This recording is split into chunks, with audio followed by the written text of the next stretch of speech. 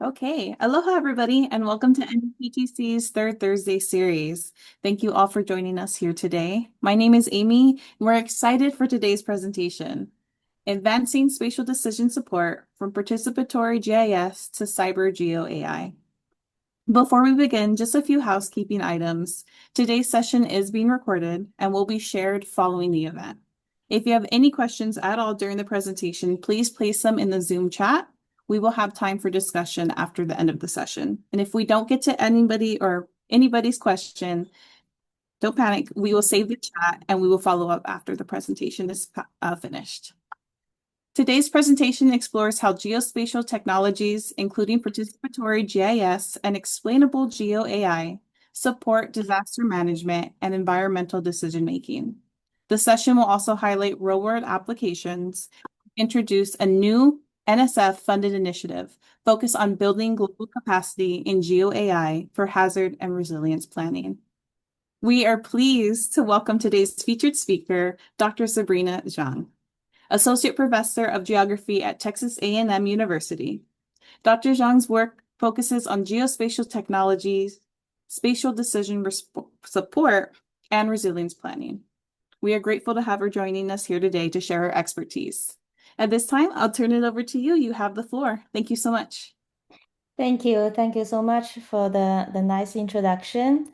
So welcome everyone to my presentation. And today I'm going to talk about advancing spatial decision support from participatory GIS to CyberGeoAI. And a little bit background of myself, in addition to my main affiliation, and I have been actively contributing to GI science community, including AG University Consortium for Geography Information Science, KGs, and also I have affiliate position in other department at Texas A&M, and also including the Gulf of America Coastal Ocean Observing Systems. And my work has been supported by different funding agencies like NSF, Department of Transportation, National Geographic Society, NOAA, NASA, and I'm so honored to receive the Career Award a few years ago. Okay, and first I'm going to talk about what is cyber GIS and decision support. So as we know, every day we are facing hard decisions. And before AI became popular, and the traditional decision support systems often relied on mathematical models, databases, and also user interface. But today, the growing speed and volume of geospatial big data is driving us to a new generation of spatial decision support systems. And by integrating the cyber infrastructure powered GeoAI and human in the loop to enable the more intelligent and scalable decision support. And my research is focused on developing spatial decision support systems by leveraging a geospatial artificial intelligence, participatory GIS design, and also advanced cyber infrastructure to address real-world challenges related to disaster management and sustainability. As you can see, I highlight here has four core research areas. And I think for today's presentation, I will be more focused on introducing how to leverage participatory GIS for knowledge acquisition. And I will also introduce some of my latest work on harnessing the cyber infrastructure to power GeoAI for decision support in disaster management. And in the end, I will invite a discussion on connecting human with AI, for example, human AI interactions, and how we can shape the development of responsible and trustworthy AI in the future. So since we are talking about decision support systems, right? So I want to structure my presentation into different decision problems.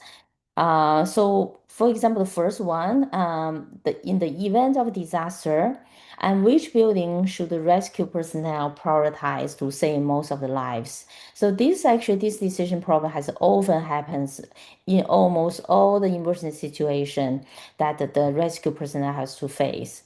So here, for example, we have two buildings, and building A has total 100 people, and eight of them are children. And building B has 80 people and 12 of them are children. Then you as an emergency manager, you will have no time to think, right? You have no time to look at map. You will just have to go which building, right? If you have limited resources. And so to better understand this decision-making process, and I have conducted interviews and surveys with the emergency management professionals in Helsinki, Finland. And during the study, participants were presented with several pair of buildings, as you can see from previous slides, with the population information. So they were asked to decide which building they would go first and to classify the population information into categories of low, medium, and high risk. And the results of these classifications were then used to create the boundaries of the fuzzy model. Right, so as you can see here, we have a brief introduction of this fuzzy modeling. So why we need to use fuzzy modeling? Is because the population related data often involve uncertainty and vagueness. So, for example, it's difficult to define precisely how much residents in the area would constitute a high risk zones, right? You cannot say, okay, this building has 100 people, is considered as very vulnerable, but another building has 99, then it's less vulnerable. So there's no actually crisp boundaries. So to address this ambiguity, so I have developed a fuzzy modeling rather than using a crisp classifications. And this approach allows me for more flexible representations of the real world uncertainty by incorporating the degree of membership rather than forcing the binary definitions. So as a result, the fuzzy modeling output was mapped into a vulnerability map, which best represent the decision maker's reasoning process. So as you can see in this picture here, we have three maps. And the hotspot represent a place that is more vulnerable. And this map, because this map was created based on the survey, the questionnaire results. So is actually tailor-made, you know, for this application that to better match decision makers' thoughts. So this is the first example of the participatory GIS by leveraging survey and interviews and questionnaires. And the second decision problem is a little bit different. Related to offshore wind, so where should the offshore wind energy facilities be located to minimize the environmental risks and the impact on fisheries? So the previous government has established a goal of building 30 gigawatts of offshore wind. And there has been many conflicts. So for example, the fishermen, they feel that their voice has not been heard. And so in this case, we developed the multi-criteria decision support systems. Um, Instead of using survey, we developed this type of user interface. So the user's knowledge is actually entered to this user interface as a weight. So we have several evaluation criteria. For example, the wind speed, distance to the shoreline, and military distance, like means the distance to the military base, and the protected area distance. And also we incorporated the landing data, like how much fish this area has produced, right? Because we want to avoid, try to not affect the fisheries. So this criteria were used to evaluate the suitability of building the offshore wind facilities. And we have three type of multi-criteria decision models: weighted sum, AHP, and top Cs. So in the left side is picture, the blue polygon represent the core area where the governments they have already decided to build the offshore wind. And as you can see, uh,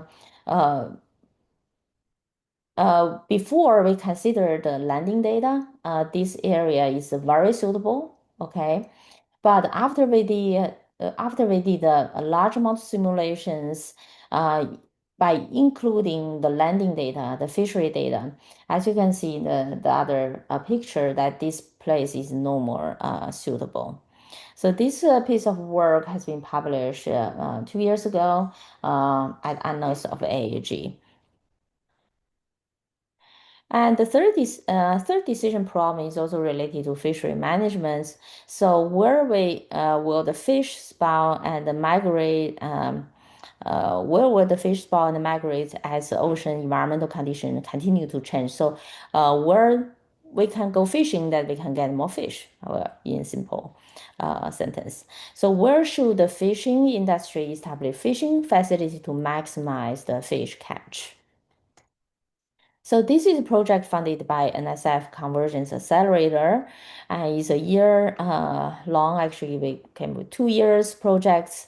So the motivation of this project is so, for example, like uh, according to NOAA, Fisheries Economics of the United States reports, and the fishing business actually has supported 2.3 million of jobs and generate almost 321 billion in sales impact. So it's actually really a big business in the US.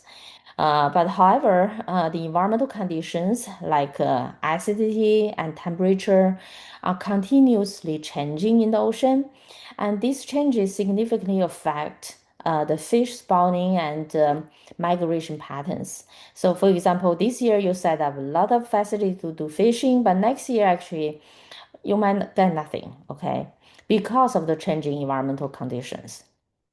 So, uh, so in this project, we have worked with the fishery industry and the associations and also scientists from NOVA and also academic institutes to co-design this spatial decision support system to predict fish spawning and also migration pattern under the changing environments. As you can see, oh, I'm not sure if this is playing. Okay. So as you can see from this video, it simulates where the fishes are. And behind this software is a climate biogeochemistry model to predict, to forecast the fish biomass. And the key innovation is how to using a participatory GIS, means the mixed methods, to design this tool together with stakeholders. So we have done 12 initial interviews and 16 users interviews, and also 8 fidelity, low fidelity prototyping interviews, and then to develop this prediction software tool. So key takeaways for now. So we have now seen a few examples of using a participatory GIS. And I think the first one is whose knowledge counts, right? Especially when we use mixed methods. For example, in the offshore wind energy case study, definitely in the previous case, we did not really count fishery and fishermen's thoughts when design where should be the offshore wind energy facility be placed. And also the spatial representation of qualitative knowledge. So we have seen the qualitative knowledge be presented as a vulnerability map, user interface where user can assign weights, or simulation based, right? Simulation based software tools which integrate the interview results. But can you think about any other spatial representations and what are the limitations and challenges? Is there any new tools or workflows that we can develop? And how to model or visualize uncertainty, bias, and ambiguity is another challenge. So now we have seen the qualitative data approach to support spatial decision making. So now let us now shift our focus to the second chapter, which explore the data-driven approaches. So as we know, the geospatial big data plays a critical role in understanding complex spatial phenomena, and its volume continues to grow rapidly and characterized by its heterogeneity, dynamic nature, and massive scale. And this geospatial big data is increasingly produced with high resolution and allowing for finer granularity. And in addition, is often shared with communities in a distributed manner, further enhance its accessibility and usefulness. So I want to bring the concept of CyberGeoAI. So CyberGeoAI is a new field that integrates cyber infrastructure and geospatial science and artificial intelligence to process and understand the complex geospatial big data.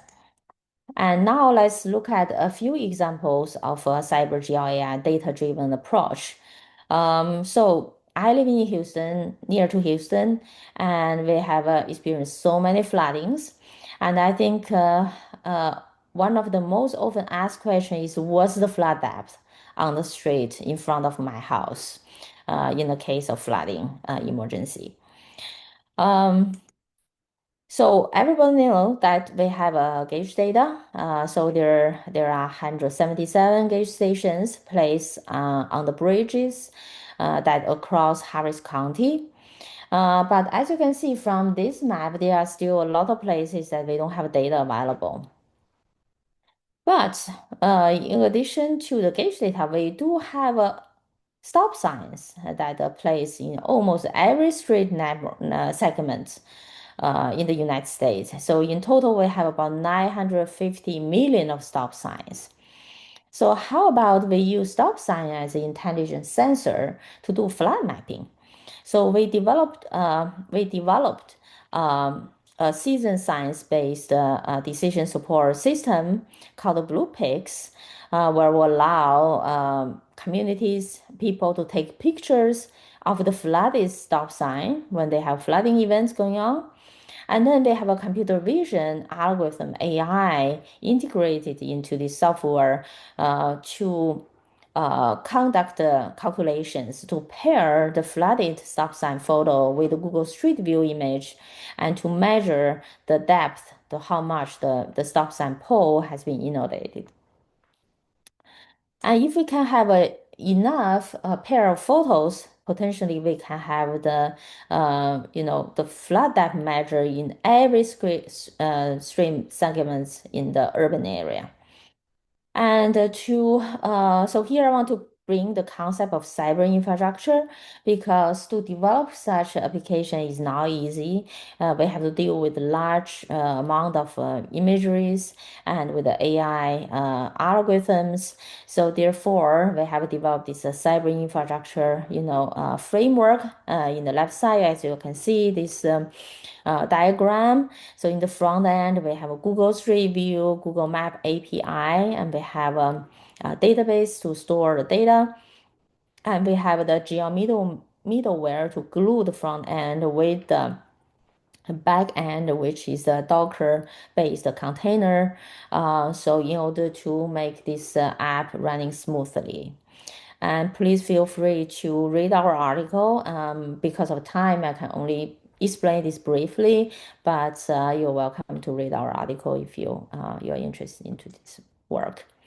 So once we know the flood depth, so the next is routing, right? So what's the safest and fastest route to my destination in the event of flooding? So routing is a very traditional GIS problems. And the traditional methods, like a Dijkstra algorithm, are often based on predefined rules and not be able to adapt to real-time changes. So for example, if you have the road closure, or if you want to add few stops, if you want to avoid some area, the traditional one is suffering from the scalability issues and is also lack of ability to deal with the diverse data source. So normally you can only have one data source integrate for the routing, for the shortest path. I'm not sure how many of you know about reinforcement learning in AI. So, reinforcement learning is a machine learning algorithm in which agent learn to make decisions by interacting with the environment, meaning the agent receives feedback in the form of reward and punishment as it navigates the environment. So we use the reinforcement learning for this work, and the key steps are state, action, and the reward. So the state refers to the neighborhood the agent can see, and action refers to the action that the agent need to take. For example, go forward, turn left, and turn right. And but the key innovation is to develop a novel award function using the policy gradient optimization methods. So it means that in this map, for example, we have this red line represent the route uh, that we suggest using reinforcement learning. And we have a starting point colored in yellow and ending point in colored in green. And the blue points represent the flooded area. So it doesn't have to be represent a flooded area. It can be like a risk area or chemical explosions, anything that the point that you want to avoid. So our algorithm will help you to keep as much as we can the distance from the blue points, the avoided area, at the same time go for the shortest path. Okay, and so when we use a reinforcement learning to do the large simulations, and if the agent touch the blue points, you will get a punishment. And next time they will better learn, they will try to avoid that point. So after thousand of simulation, we came with this optimal route. And we compared our results with the traditional Dijkstra algorithm. As you can see in the right side, this figure, the the x-axis represents the number of simulations, and the y-axis represents the distance from the to the flat points, to the blue points. So the red lines represent the results using our approach, and the blue line represents the results using Dijkstra algorithm. And as you can see, that our algorithm outperform the traditional one, and it's help people to stay further away from the risk area. And again, this is the cyber-powered GeoAI because we are simulating large on the large string network, which is data intensive. So in the left side, we have our CI design that how to manage the simulation, the front and back, and also how to design this geo middleware. So we can run this simulation in a high performance and a fast way. And next, I want to talk about winter storm because this has been a really big issue in Texas. So, for example, a few years ago, we have experienced the winter storm Uri, and it's caused 5 million people in blackout and 190 billion of economic loss, and about 34,000 megawatts for power deficit. And according to the report, so the weather-related events has caused about 83% of major outages from year 2000 to 2021. And most of them happens in the winter weather, cause of winter weather, storms. And for decision makers, the demand is clear. They need to know where and how bad and how soon the outage will happen. And as the operational granularity increase, the accuracy became harder to maintain. So our next decision problem is which counties in Texas are most likely to experience the power outages during the next winter storm. So from the methodology point of view, we are trying to address the research gaps uh, that related to the heterogeneity inputs. So for example, when we have a diverse data inputs, so normally the AI models just throw them all into one single pipeline as a black box. And this leads to the representation bottleneck at a higher granularity level.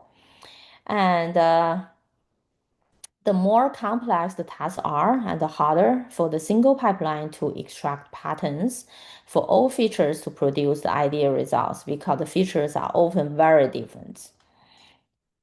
So here we have used data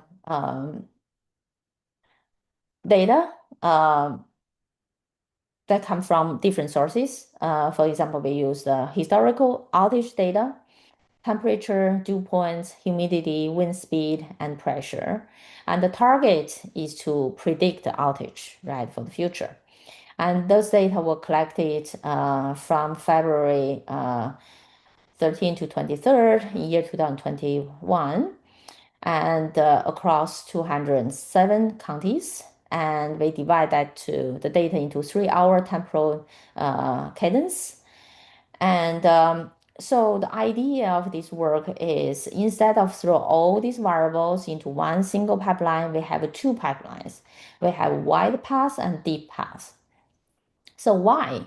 Yes, because those variables, they vary across temporal scale very differently. So here we have divided the features into strongly temporal and weakly temporal. So it means strongly temporal means that the data actually changes, very much according to time. But weakly means the data, change very smoothly, not much at all according to time. So for the temperature, dew points, humidity, and wind speed, and the path outage percentage, those variables were thrown to the deep path, and the pressure and wind gust was thrown to the wide path. And after that, we use the fusion and then classification to predict the classification results. We had about 15,000 parameters to train. And here shows our results. And we compared our wide and deep algorithm results with the different settings. First is a pure LSTM, long short-term memory model, and expanded LSTM. Or we use outage only data or weather only data, or only count the previous hours time slacks data. And as you can see with all the combinations, testing and evaluation processes, our wide and deep algorithm produce much higher accuracy and also much better results than the other algorithms.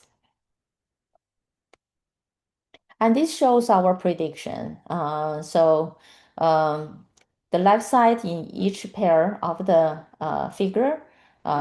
So the left side figure shows the true outage classes, and then right for each pair, the right one shows the predicted outage classes. And it shows our prediction is quite accurate compared to the ground truth. Okay, so now comes to the exciting part. Key challenges. in spatial temporal forecasting using GeoAI. So in our previous example, we talk about strongly temporal, weakly temporal, right? So why we need to throw this data into two different set of pipelines because of their temporal dimension. But as we all know, the GeoAI is a black box. So its explainability is really a big challenge. And there are some software tools available like SharpTime. They can show why certain parameter or certain time lag contribute more in the prediction. So for example, as you can see in this figure, but however, they lack of strict temporal causality. It means they aggregated neighbor information all together. Not explicitly modeled. And it has a coarse-grained and incomplete contribution. So it means the explanation are feature at the feature level or lag level, not at the pathway level. So for example, the previous example, like a previous wide and deep model, is not able to tell at which location and at what time and through which variables that is influence the prediction of the spatial process. So this is our latest publication a few weeks ago. I think it was published at GIS. So we have developed a spatial temporal explicit causal transformer for path faithful spatial temporal attribution. So first, all features are separated as self features and neighbor features. And instead of assigning the same weight to every neighbor and mix all the signals together, so we treat each neighbor separately. So each neighbor's identity is explicitly preserved, and that wise causal convolution model will ensure that it's strictly temporal precedence, and we only use historical data to predict future and ensure the causal constraints. So for example, we used a masked temporal encoder with the token self-embedding to preserve the explicit neighbor identities and to keeping the spatial interactions unaggregated. And this will allow the prediction to be decomposed into a neighbor variable and lag pathways, and which enable us to trace the information flow across space and time. So here shows our results, and the red polygon represent the self prediction polygon. So we want to predict, right, the self feature, and this red polygon has five neighbors. For example, in the upper we have a Henderson County, and so the self feature, so the layer-wise relevance propagation is applied with the conservation checks to decompose the prediction into the neighbor variable and lag level contribution that are directly compared across self and neighbor variable and lags. So for example, the first stripe in the upper polygon, the Henderson County, the first stripe shows how all features across all lag influence the self prediction, the red polygon, the self prediction. And the second stripe represents the impact of all lags across features on the self prediction. And they together, they capture the combined effects of features and the temporal lags on the prediction. Okay, so those are uh, the decision questions and that are relevant to my today's talk. And I think the key idea of the last case study is the explainable AI, and how do we break through the current explainable AI challenges, the bottlenecks, and how do we, how we can innovate this into a pathway level to tell exactly at which path, right, which variable at which time actually has contributed more to the prediction. And in the next, I want to merge the first section with the second section, and by encouraging you to discuss the challenges and opportunities that faced for AI human, human AI interactions. So we have seen at least two decision support tools. The first one is the blue picks, and then we have also routing. And I have developed this a brief survey. If you like, you can scan the code. And I want to encourage you to think, for example, if you use this, for example, the blue picks for the flood depth, like flood mapping, or a routing tool. What factors will prevent you from using AI-driven decision support tools? If it's lack of transparency or explainability, or lack of knowledge about these tools, or you think the data is the issue, or it's difficult integrating the decision support tool with the existing system, or we have here we also talk about, human bias, because I always use this way and I don't want to change. Yeah, maybe we can have only a few minutes if you want to fill out survey. It's only take maybe 2 minutes.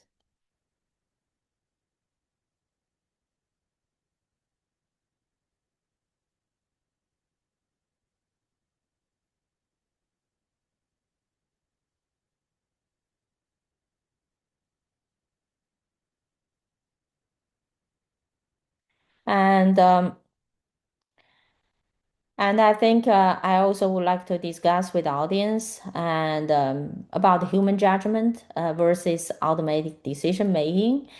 Should we trust human versus AI? So it seems nowadays the AI dominate everything. And what would be the role of a human when dealing with AI? And also quality of the decision, and how do we model or visualize spatial uncertainty and bias, and how to mitigate cognitive bias versus data and model bias. As I mentioned, cognitive bias means that maybe you always do this way. I always want to just trust myself rather than tools or AI. And do you think AI can replace the traditional mathematical model or other approaches?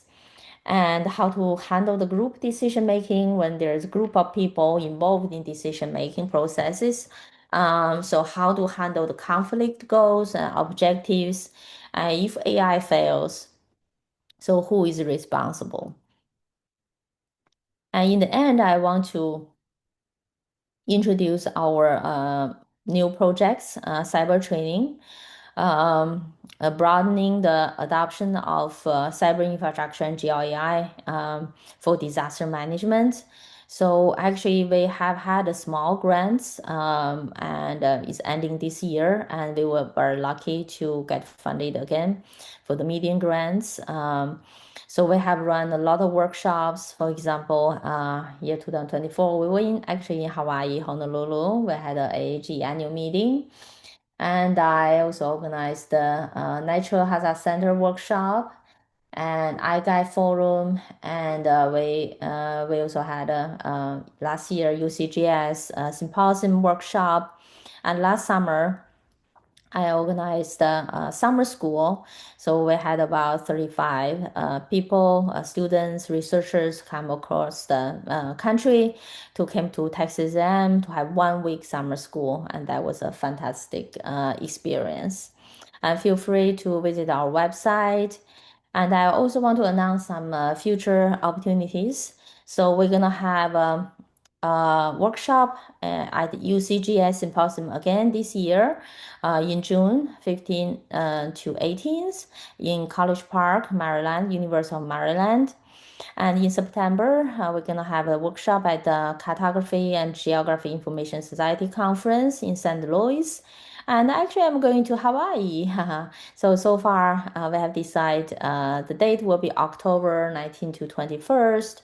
So we're gonna collaborate with the University of Hawaii to have a 3 days workshop in October. I'm very much looking for it. Okay, and I want to thank my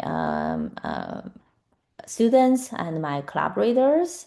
All this work is not done by me, by myself, and I really appreciate their help and support during these years.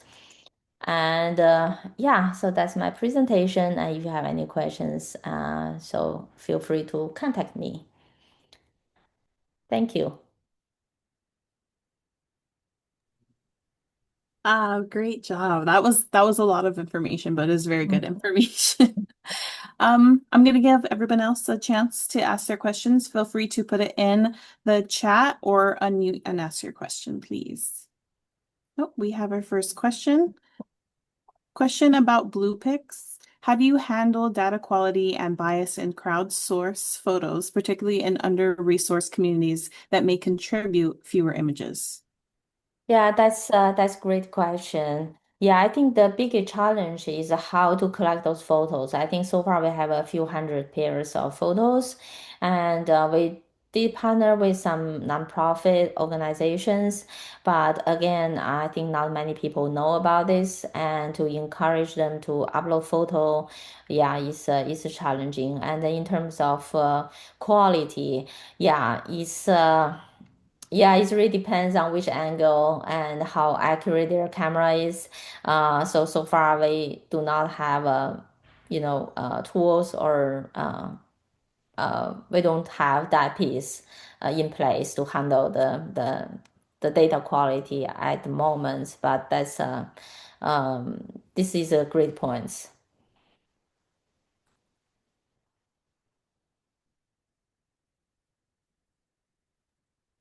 John Shear just shared in the chat that the IAEM Region 9 Symposium is going to be held in August 2026 at the Japanese Cultural Center. I believe that's the the acronym, provides a great opportunity to meet with other people interested in emergency management field to discuss topics such as this. And NEPTC did host a table there last year, so he did provide a link. I will share this chat afterwards.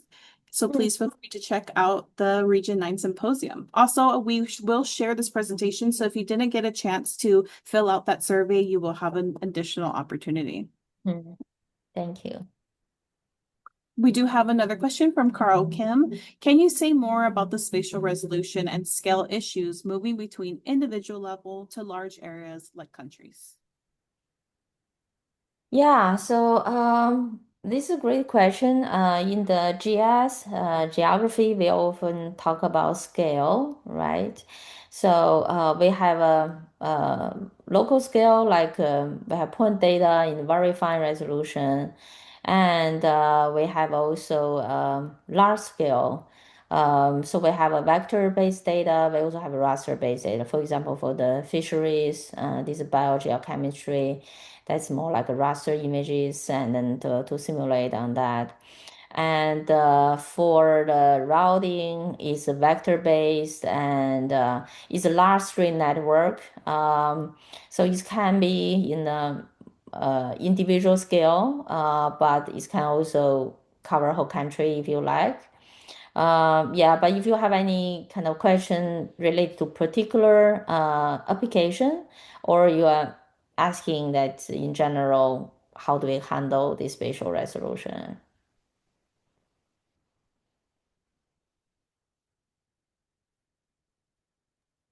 Yeah, I was really interested in, the county level analyses as well too, and and relating the spatial scale to the specific operational or the actions that you might be trying to implement. And so that was the question that I had, if that makes sense. Okay, yeah. Yeah. So county level, I think this.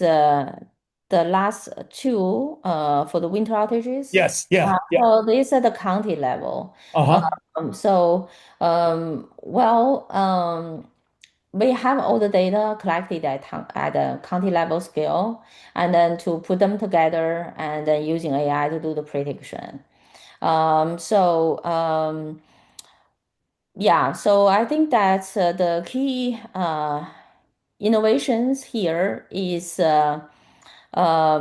we cannot really, because the data is collected in the county level, we cannot really go to tract level. Even though some of the data is collected, can be accessible at tract level, but since I believe the outage data is at county level scale, so therefore we cannot do it at tract level or even final resolution. So we will have to do. It depends on the data availability. What was the yeah the outage data where we that we have collected. Okay, thank you. Hmm. I hope I've answered your question, but I think the key innovation here is not about scale. We do have because we only have 1 hour, we also have other projects which at the scene level, LiDAR, scene level, object level, and also county level for the public health applications. But it really depends. I think there's no unique, there's no unified rule of which model you have to apply at different scale of data. It really depends on the data availability and what is the best model to make the prediction. But I think for the last application is on the explainability. So how to make people trust, right? Trust your model's prediction results rather than just see a black box. But in here, you are able to see actually why we say this county is vulnerable, right? But we have these stripes and they tell you which variable actually contribute most of this prediction at which time. So the users and the community, they better understand the the story behind AI. So why the AI suggests this way, and if I want to trust the AI.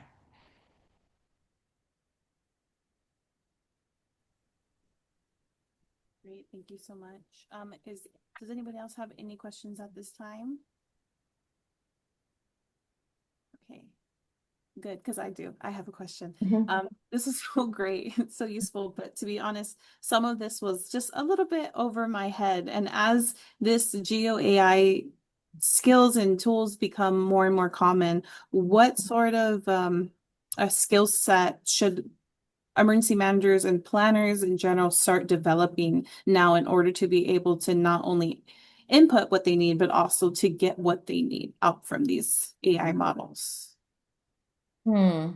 So I think this question related to the discussion, human AI interactions, right? So of course, AI can make suggestions.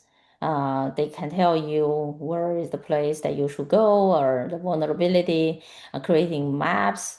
But I think we as human will have to do the final decision, right, based on AI's suggestions.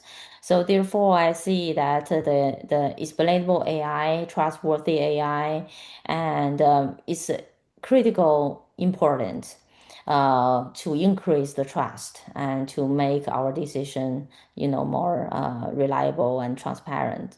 So I think in terms of skills, I don't think.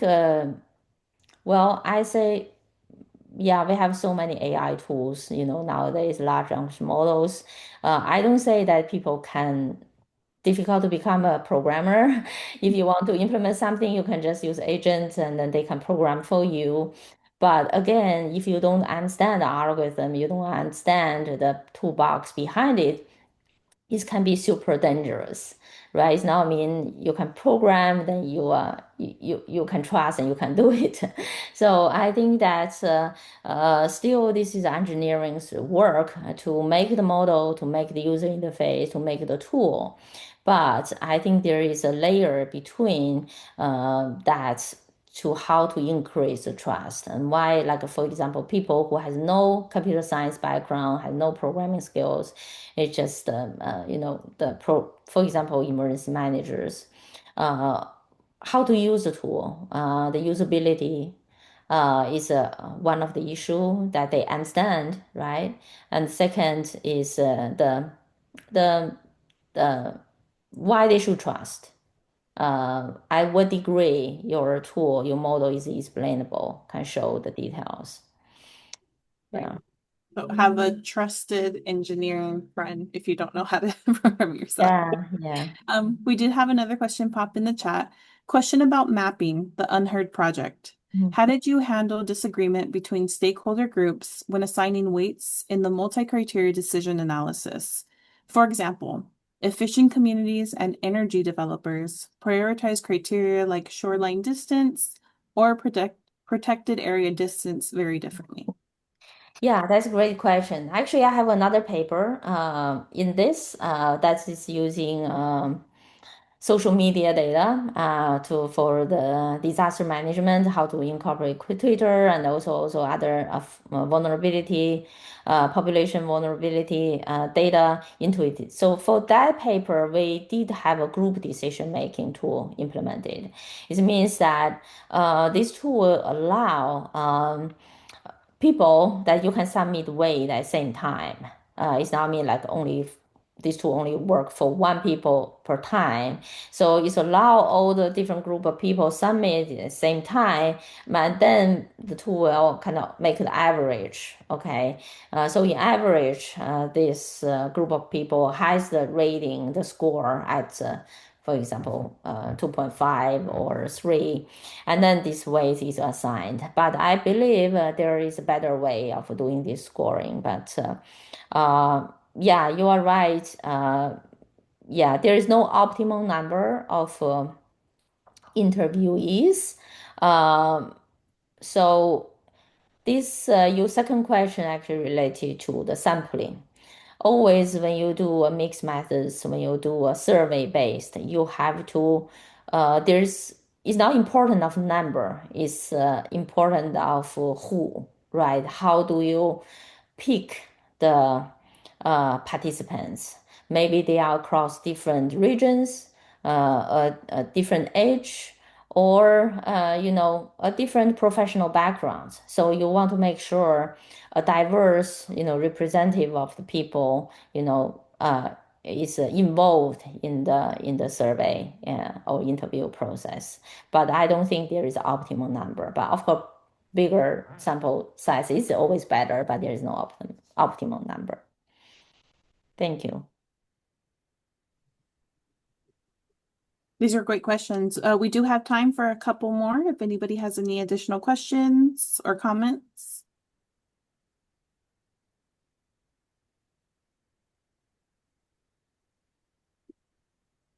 Okay, hearing none. Thank you so much for your presentation. Just as a reminder to everyone, especially if you came late, this session is being recorded. You will be able to view this presentation on our NDPTC Third Thursday YouTube page. I did post the link, but not to worry. I'm going to send all the links to the presentation and anything shared in the chat with you via email hopefully by tomorrow, but if not by Monday for sure. But with that, I want to give a big round of applause to our presenter. Thank you so much. Thank you. Thank you for having me. I really appreciate this opportunity. And so thanks everyone for listening. If you have any questions, please feel free to reach out. Thank you. Thank you so much. Mahalo and enjoy the rest of your third Thursday. Yes. Yeah. Yeah. And same for you. Have a great day. Thank you so much. Okay. Bye, everyone.